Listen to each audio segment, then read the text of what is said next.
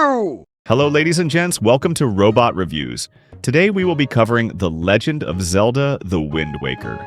Oh man, am I excited for this one, folks. Wind Waker originally came out on 2002 on the GameCube, but was remastered in 2013. You've heard this a million times. Wind Waker was originally hated by the community because of its childish art style. Obviously those losers were wrong, and now Wind Waker is known to be one of the best aging art styles. Wind Waker was the very first game I ever played, and has stuck with me since. So I think you can tell this game means a lot to me. I will really try my best to take the nostalgia goggles off for those videos, but man, those things are stapled to my head when it comes to this game. I think we should get into this video because I just want to talk about this game. I will be breaking this video into 5 sections, so please make yourself comfortable, get yourself something to eat, relax, and enjoy Robots Review. Wind Waker starts off with a prologue explaining how Hyrule was once threatened by Ganondorf. So the gods flooded all of Hyrule to protect it from Ganon. So that explains why most of your game looks like this. It then cuts to this little girl named Aryll, who is your little sister, shouting your name. She then finds you weirdly passed out on a deck. This is the type of shit you do after coming back from the bar, so it would make sense we found him like this when our sister wishes us a happy birthday. I don't know who forgets their birthday, but maybe my man is a bit hungover. But he also looks 8 or something, so that would be incredibly illegal. She then lends you her telescope for your birthday, and when you test it out, you see this big bird freaking the fuck out. You then see this freakishly bigger bird flying in the sky carrying a girl. A pirate ship hits it with a cannon, and the bird drops the girl into the woods. You then learn how to use a sword from this old man named Orca, and you go up to the woods to save the girl. You reunite this pirate named Tetra with her pirate friends. But then shit hits the fan, and that big stupid bird comes back and kidnaps your little sister. What a grand start to your birthday. The same bird we saw named Quill tells these pirate dickheads that they should help you save your sister since you saved Tetra. You give your grandmother a very eye-watering goodbye and set off to sail. You arrive at this place where your sister is being held, called the Forsaken Fortress. Once getting to the top, you are confronted by the same bird and stand no chance to him when he picks you up. You see the back of somebody who orders the bird to throw you. You then wake up to a fucking boat talking to you. This boat is the King of Red Lions, who will be your companion for the rest of your playthrough. He explains to you that the man you saw at the Forsaken Fortress was Ganondorf himself. He says the only way to be able to stop him and get your sister back is to obtain all 3 Goddess Pearls. Once obtaining all 3 Goddess Pearls, this arises the Tower of the Gods where the sunken land of Hyrule lays. You go down to Hyrule and obtain the Master Sword. You then go back to the Forsaken Fortress and save your little sister. Tetra and the pirates come to help you save your sister so you can fuck up that bird. You do exactly that and go do the same to Ganon. Except you don't do the same to Ganon, and he hits you with a mean-ass pimp slap and reveals that your Master Sword is not powerful enough to defeat him. Tetra comes in to save you, but her hand flashes the Triforce of Wisdom once Ganon picks Tetra up. This is when you find out Tetra is actually Princess Zelda, and Ganon's search for Zelda has ended. But you two do escape and go back to Hyrule. This prince, who is the Prince of Hyrule, confronts you two. You then realize how much of a fucking lie your whole play though has been, because he tells you that he has been that boat that talks to you this whole time. Ganon is now on the search for Zelda, and knows who Zelda is, so you must pack a punch that Master Sword. You then go to the Earth Temple and Wind Temple and obtain the full power of your Master Sword. You then go around all of the Great Seas and get all 8 Triforce shards and obtain the Triforce of Courage. You then go to Ganon's tower and defeat him, and the game ends. Now let's talk about what makes this a great story. For starters, these characters are just great. You start off this game in Outset Island with your sister and grandma. The game immediately teaches you the importance of family as soon as the game starts by showing off the tight relationship between you, Aryll, and your grandma. I mean, your grandma has a picture of you and Aryll in her house. And Aryll is this cheerful girl who is just excited to celebrate her brother's birthday. So it really nails in the motive to save her when she is captured. I mean the part when you go to save your little sister and she's standing outside her house, sad looking out to you. Oh my goodness, that part made me feel like the game fucking ripped my heartstrings out and used my heartstrings to play Black by Pearl Jam. And Tetra was another character I loved. She first comes off as a stuck-up dickhead who only cares about her pirate ways, but later down the road she shows compassion towards your well-being and helps you in your journey. I think the only thing I don't like about Tetra is after she becomes Princess Zelda, she just sort of disappears until the very end of the game. King of the Red Lions is kind of whatever to me. He is your companion for the game, but he can be kind of forgettable. He isn't annoying like other companions, but he really doesn't do much. He just has no personality, he's just a boat that will occasionally let you know where you need to go next. I guess it's easier said than done to make a boat have some charm to it, but either way. But man, let's talk about the best Ganon in the franchise and why he is the best written Ganon in the whole franchise. Ganondorf at first just comes off as some douchebag who stole your sister because he was bored. But after finding out Tetra was Princess Zelda, you put together that Ganon kidnapped your sister because he was stealing girls that could possibly be Princess Zelda. He does this to obtain all 3 parts of the Triforce to grant his wish to restore Hyrule. At the very end, he opens up about his tragic past. He talks about the harsh past of his people and the unfair treatment his people went through. He doesn't want to take over the world and riddle it with evil, he wants another chance of life. This is the first Ganon we saw who just wasn't some evil dude who wanted to be evil. This Ganon actually opens up and makes us sympathize with him. But Link doesn't really do that compassion shit, so he buries his sword into his skull. I would also like to talk about the pacing of the game. People really love to complain about the pacing of this game and always back it up with one part of the game. The part I am talking about is the well-known Triforce part, and I am here to say it is really not nearly as bad as people make it to be. The Triforce quest is where you have to obtain all 8 Triforce shards to be able to go back down to Hyrule and obtain the Triforce of Courage. But some of them require Triforce charts to be able to find out where they are. This is the part people hate. You have to go to Tingle and pay him to decrypt them, which will cost you 398 rupees per chart. This is not that bad. Wind Waker shits out rupees in your hands the whole game. It definitely was worse than the original considering there was a Triforce chart for every shard, so it was much more expensive. But this is only 3. Are they expensive? Yes, but like I said, you are rewarded rupees in this game for pretty much starting up your Wii U, it feels like. There are so many places to find treasure, so go explore the world. I mean, that is the whole point of the game, is to explore the Great Sea. One part that does feel a bit repetitive is the Forsaken Fortress. I always felt weird about this place because it was sort of a dungeon, but never felt like it. You will be at the Forsaken Fortress 2 times throughout the game. Your first time is the opening of the game. You lose your sword during this part, so a lot of your first encounter here will be sneaking around in barrels or beating enemies with weapons around them. I think this can make this part feel so slow and just a bit boring. Your second encounter here is just so forgettable because you're here for like 20 minutes, if that. Okay, so what about the Wind Waker, of course? The Wind Waker is what you will be using a lot in the game, considering it is what controls the wind. Well, that is not what it only does, but it can do things like change night and day, control people, and teleport you to certain islands. So how do I feel about it? I think it can take away from the game when you have to change the wind. It can also come to points where you have to change it a little too much, but that was a rare occasion.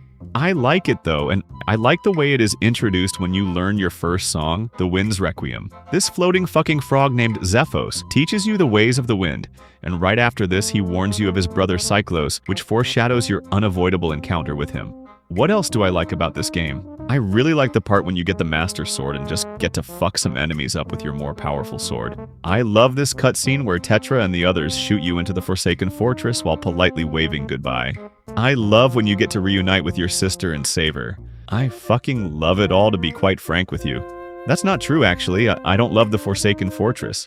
That part sucks ass a little. But besides that, the story, characters, and pacing of the game is just incredible. The characters in this game make you feel so connected towards them.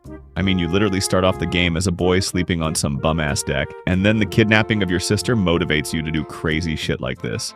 The story pulls you into the well-being of these characters. The story in this game is great, and the characters are even better. You probably noticed a lot of blue in this video so far, so how about we transition into the setting of this game? The setting of the Wind Waker is just absolutely incredible. Exploring the Great Seas just reeks of adventure. For starters, I love the setting of the sea and exploring the world by sailing around. People complain that the sailing is boring and too slow, but I really couldn't disagree more. To start off with the slow accusations, just get the swift sail. It's that easy. Getting the swift sail makes adventuring much quicker. And for the boring accusations, how? There are 49 islands to explore in this game. Yes, some of them are some really lazy islands like the random rocks that have nothing to offer. Or my least favorite ones, the cut and copy reef ones where you just blow up shit. There are 6 of these and they get so repetitive. but there are some islands that are really cool. Some islands can offer things like mini-games or secret dungeons. And not just that, there are more than just islands to come across. You can bump into things like big octos, submarines, platforms, this tornado dude, and even things like a fucking ghost ship. Speaking of the tornado dude, this is Cyclos, who is the brother of the previously mentioned Zaphos.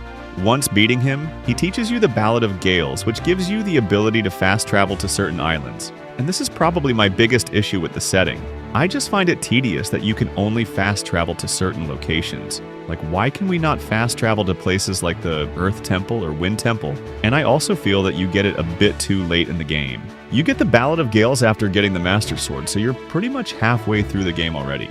You also have your 4 main places, which are Outset Island, Windfall Island, Dragon Roost Island, and Forest Haven.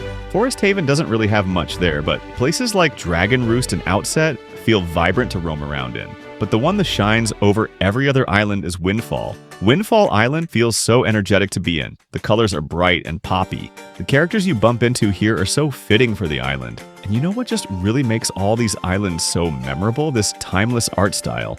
I will say it here that Wind Waker might be one of, if not my favorite art style in any video game.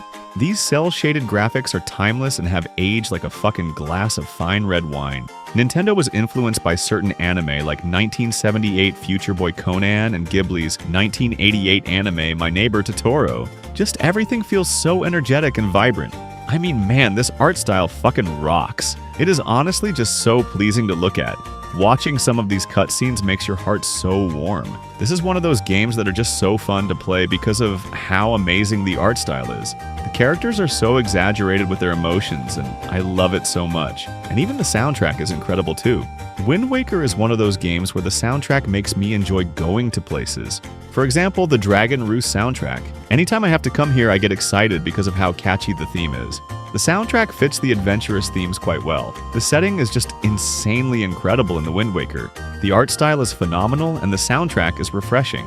It is so enjoyable to explore the world of this game because of all of these factors. The amount of islands to explore in this game is so exciting. 49 freaking islands, folks. Not to mention only a few of these are only dungeons. Speaking of the dungeons. The dungeons in the Wind Waker are going to make it hard for me to put those nostalgia glasses to the side. If I do take them off, these dungeons are a bit mediocre when it comes to Zelda dungeons, but that does not mean they are bad dungeons. Hell, some of these dungeons are great, so let's go through them. I already talked about my opinions on the Forsaken Fortress and how it barely feels like a dungeon to me, so let's talk about the first real dungeon.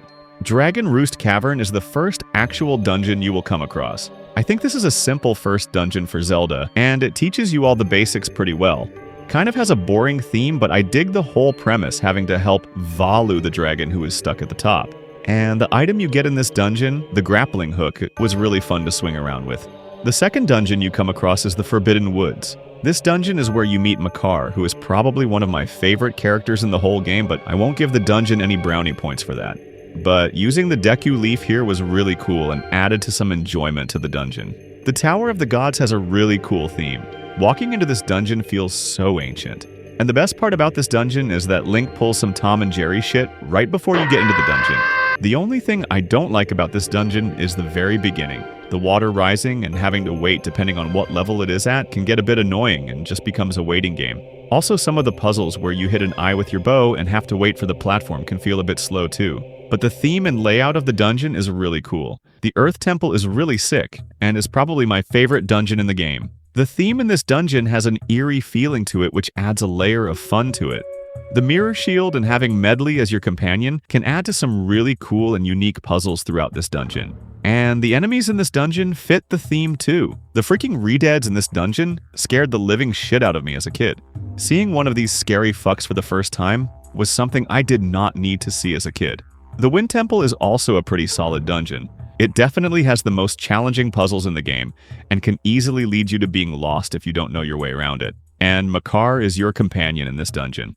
Once again, I love Makar, but controlling him can be a bit slow and boring, especially when you have to fly him around.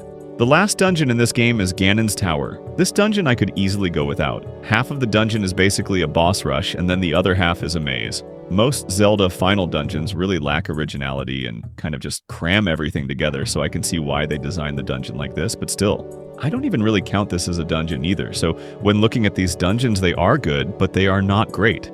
Especially compared to other Zelda games, I just feel they are underwhelming. For example, Twilight Princess had some fucking sick-ass dungeons and really unique puzzles in them.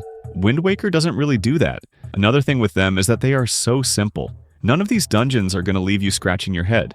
And also, it definitely lacks the amount of dungeons too.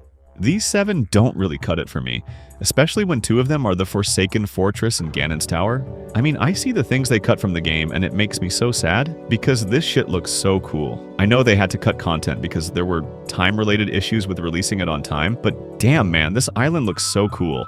But yeah, the dungeons in the Wind Waker are good, but just underwhelming. Zelda is known for their dungeons, so it disappoints me with what we get here. But hey, what else are Zelda games known for? Yeah, I know these segues suck ass, but that's not what we're focusing on. Before we talk about the bosses and other enemies in the Wind Waker, I would like to briefly talk about the combat. A lot of people like to shit on the combat, which I don't necessarily agree or disagree with.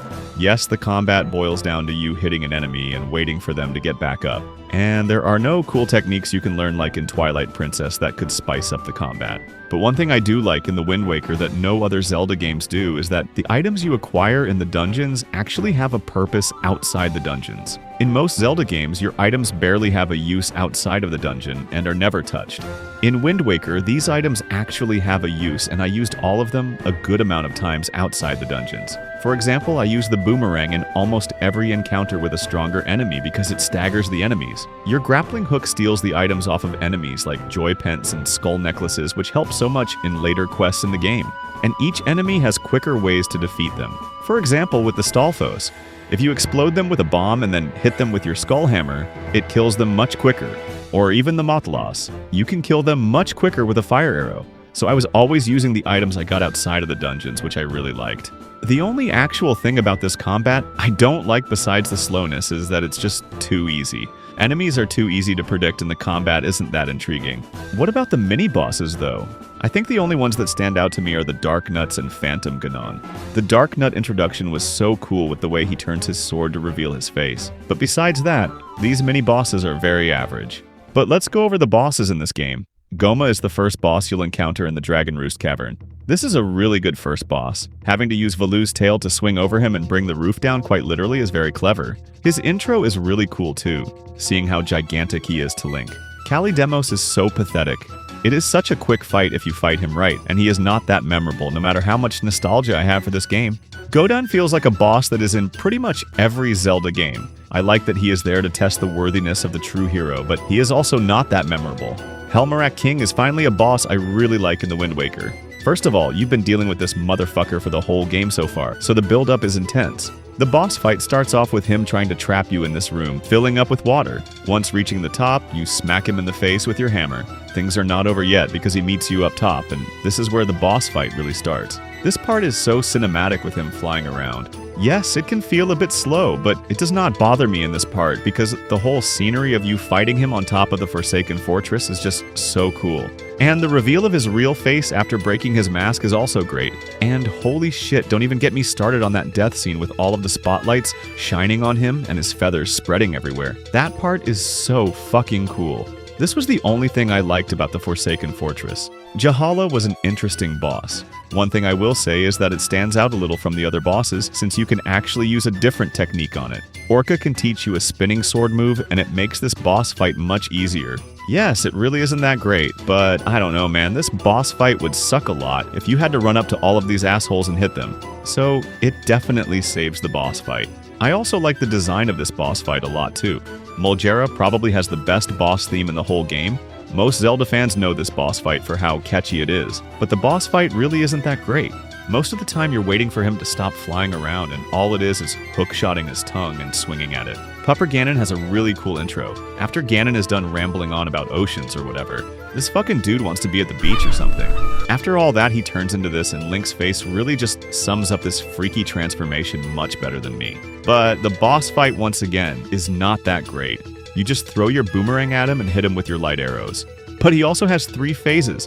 His spider form is clever, having to look at the reflection of the water to see where he lands was really cool. And Snake Ganon was truly the hardest phase. This is the only boss phase in the game I still sort of struggle with, just because of how quick he is. The last fight in the game is Ganon. You want to talk about cinematic? This boss fight is so cinematic. The water coming down while fighting him looks so cool. It truly feels like a final stance. And you also pull some fucking badass Milja Jovovich shit and shove your sword in his head. Okay, so when looking at these boss fights overall, they are really not that memorable. My main issue with them is that they are just so easy. I mean, Kali Demos is literally so mind-numbingly easy. You can kill him in like 2 minutes. They're not bad, don't get me wrong, but they just don't add much. Most Zelda bosses are not very hard, but man, if other Zelda bosses are easy, then Wind Waker's bosses are like stealing candy from a baby, but the baby has handcuffs on. Play this game on hero mode. It is really the only way for the combat to get somewhat tense. I will always love the Helmarat King and Ganon fights, but the other bosses are just not that memorable. But holy sheep shit, you know what is memorable in this game? Wind Waker has got some damn good side quests and characters. I don't even know where to start. I'll start off with this. Windfall Island is truly one of my favorite locations in any Zelda game. 2 main reasons. It feels alive, and these characters actually have content to give to the player. There are so many side quests on this island that I love, even if they are so simple and quick. Windfall Island has so many characters that stand out, and most of them have side quests for you. I mean, you got Lenso, the man who dedicates his life to the art of photography. He also has a cool side quest which rewards you to upgrade your camera to take colored pictures. But before you do that, you have to free Tingle, who was locked up for whoever the hell knows. Then you crawl through his little manhole and retrieve his camera, which also has skulls around it. So I really regret letting that freak roam the streets. Yay! So the Lenso side quest has you creeping around and taking pictures of people without their consent. Lock this freak up with Tingle as well. But I like this side quest a lot. Lenso doesn't tell you who you exactly need to take pictures of. One of the people you need to take a picture of is one of the biggest bitches on this island. And that certificate goes to this man in the cafe, Gossack. You have to knock one of the glass cups off the table and catch him shivering. This side quest just encourages you to really observe the people around you and talk to them to understand them. But that isn't it with good side quests on Windfall. The love story between Maggie and Mo is one of, if not my favorite side quest in the Wind Waker. Once beating the Helmarat King, Tetra and the others rescue the girls locked up in the Forsaken Fortress and reunite them with their family. One of those girls is Maggie. Maggie was able to make her and her father filthy rich by selling a bunch of skull necklaces Maggie got from the Forsaken Fortress. But while Maggie was doing all of this, she actually ended up falling in love with a moblin there named Mo. Yes, one of these pig-nose looking fucks. So she writes a letter to him and you have to deliver it. It then turns into a funny back and forth between a Raito and Maggie's father, who weirdly has some extremely hateful feelings towards him because he is a Raito. You then meet the Raito in the cafe bar who asks you to deliver the letter to Maggie. You then deliver the letter to Maggie and get yourself a piece of heart. I think this is such a charming and entertaining side quest and is one I always think about. But it isn't even just the side quest. If you pay attention to what Windfall Island was like before saving Maggie, Maggie's father was a poor man who was begging people to save his daughter. And he and Maggie completely switched roles with Mila and her father, who almost perfectly resembles Shane Gillis. Looking at this now, he literally looks exactly like him, which is even weirder considering last video he had a cameo as well. Wind Waker also has Zunari, who is one of the first characters you interact with when you first come to Windfall. He has a lengthy side quest where you must trade with Goron merchants. I'm not too crazy about this side quest because it just feels like blatant luck towards what you're gonna get trading with these guys and can feel tedious. But man, Windfall has so many charming characters and most of them have side quests to them. Pompeii and Vera are 2 ladies who love gossip and tell rumors about Lenso and Menenko possibly being together. You show them a picture of them just talking about figurines and they reward you with a treasure chart. The killer bees are some bad behaving kids who roam around the town. If you talk to the teacher about them and then go to them, they challenge you to hide and seek. If you catch all 4 of them, they reward you with a piece of heart. Kamo is a man who feels like no one understands him. You talk to him, and he tells you to find him something perfectly round. If you come back with a picture of a full moon, he rewards you with a treasure chart. Linda and Anton are 2 people who secretly have feelings for each other, but they do not know.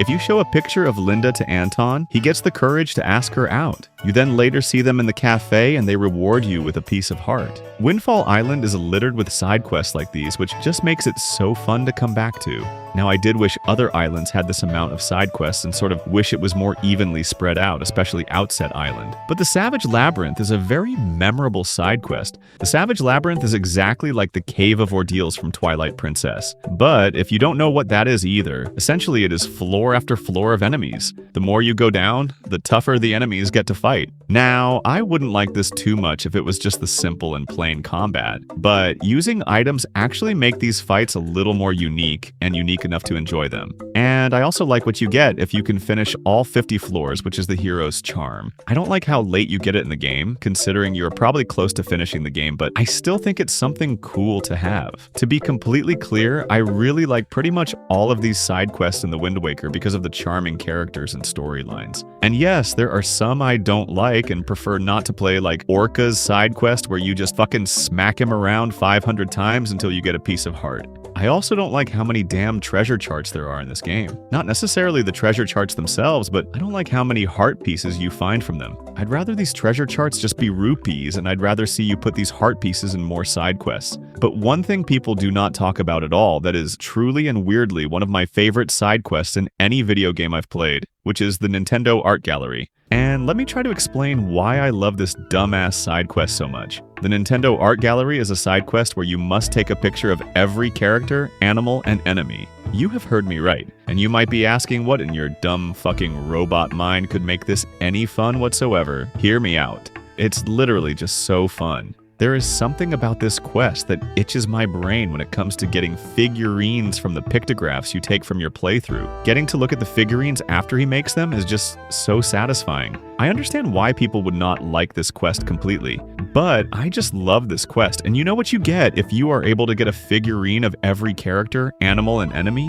You get a figurine of yourself. That is all you get. And also you can actually fail this quest and not be able to finish it in one playthrough. Yeah, so you actually need to take pictures of all enemies, which includes mini-bosses and bosses. So if you kill a boss and forget to take a picture of it, you're screwed. I am really making my case worse and worse with this quest, but I just find this quest so intriguing and satisfying. Another thing that I really love about this quest is that it gives you so cool information about bosses and characters. You find out that Baito wants to be exactly like Link, or that Orca was once a swordsman but had a serious injury that forced him to be a fisherman. I guess that explains his big-ass fish on the wall. Or Kaboli, who just pretty much gives it away that this dude's ancestor was the fucking postman from Ocarina of Time. Or that the man himself prefers no one watches him make figurines because he does it in his underwear. Or my favorite one, that Jillian, the woman at the bar, literally used to date the fishman. It is absolutely so random, but I absolutely love this little silly add-on. I completely understand once again why people wouldn't want to do this, but I really just love it that much, and it is genuinely one of my favorite quests. It is so satisfying and extremely fun. I really just think all of these quests have so much quality and charm to them, and Windfall Island is one of the best locations in any Zelda game. I really wish Twilight Princess took notes with Windfall Island and its side quests when they made Castletown. Yeah, Twilight Princess, fuck you! I'm playing around you, Rock Twilight Princess. Aww. The Wind Waker is truly just one of the most charming and pleasant games I have been able to digest. The characters and setting of this game are so bright and original. This game's story is very touching, and Link's relationships in this game are emotional and bittersweet. Ganon is written so well in this game, and is probably one of, if not the best Ganondorfs in the series. The setting is brilliant and screams exploration. I truly love this game, and I really don't think the nostalgia goggles are blinding me that much on this. I really think this game has just aged so well, and is one of, if not the best games in the series. I know nostalgia goggles don't blind me that badly because I've replayed games that I had plenty of nostalgia towards and then thought later that they are definitely not as good as I remember them being. So I'm standing 10 toes on this opinion because I cherish this game so deeply. But I do know there are a couple of flaws with the game. Thank you everybody for taking the time to watch this video. I really hope you enjoyed it. My final score for The Legend of Zelda: The Wind Waker is a 9.8 out of 10.